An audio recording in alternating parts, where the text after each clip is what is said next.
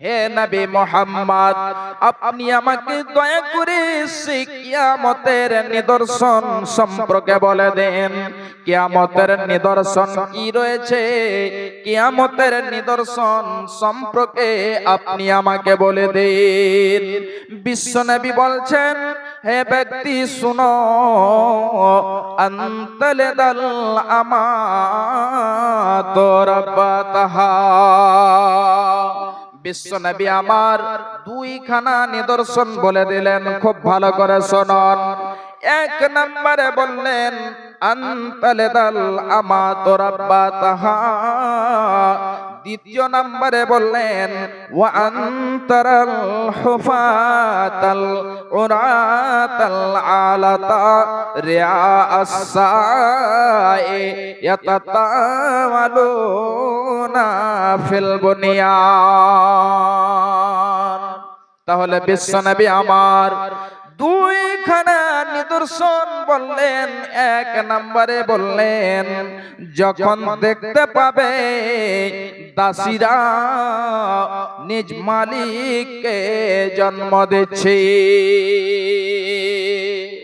তাহলে এটা আবার কেমন কথা? দাসী নিজ মালিককে কেমন করে জন্ম দিতে পারে?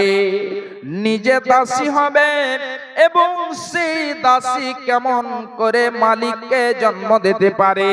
খুব ভালো করে শুনুন ভাইজান আমার মা, আমার বোনেরা।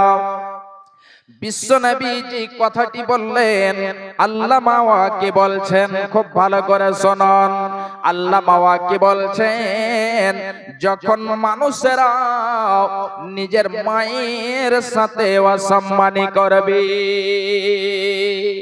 মাকে যখন গালি দেবে, মায়ের সাথে যখন তারা নোংরা ব্যবহার করবে, অসত্য ব্যবহার করবে, মাকে যখন তারা দাসীর মতো ভাববে,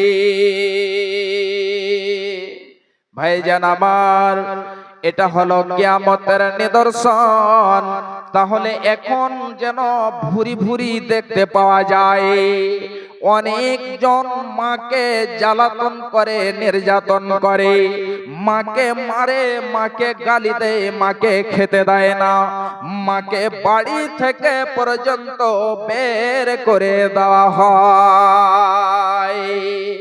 ভাইজান বাপজানেরা আমার, যে মা আপনাকে 10 মাস 10 দিন ধরে যেন পেটে ধারণ করেছে, পেটে রেখেছে, 2 বছর ধরে দুধ পান করিয়েছে, আপনাকে আদর দিয়ে, স্নেহ দিয়ে, আপনাকে ভালোবাসা দিয়ে লালন পালন করেছে,